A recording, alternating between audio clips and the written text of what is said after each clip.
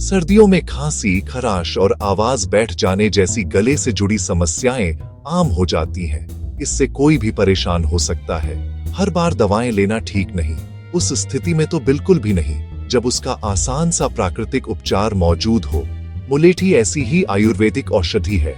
यह स्वाद में हल्की मीठी होती है, जो न सिर्फ गले को आराम देती है, बल्कि फेफड़ों को स्वस्थ रखने और इम्यूनिटी बढ़ाने में भी कारगर साबित होती आई है। आयुर्वेद में इसे सर्दी जुकाम से लेकर त्वचा रोगों तक के इलाज में एक भरोसेमंद औषधि माना गया है। मुलेठी का उपयोग कई प्रकार की बीमारियों में किया जाता है, खासकर सर्दियों के मौसम में, जब गले से संबंधित समस्याएं जैसे गला खराब होना, आवाज बैठ जाना या भारी हो जाना, ऐसे में मुलेठी बहुत लाभकारी साबित होती है। यह फेफड़ों से जुड़ी बीमारियों, खांसी, बलगम और त्वचा रोगों में भी उपयोगी है। Please like and subscribe for more healthy videos.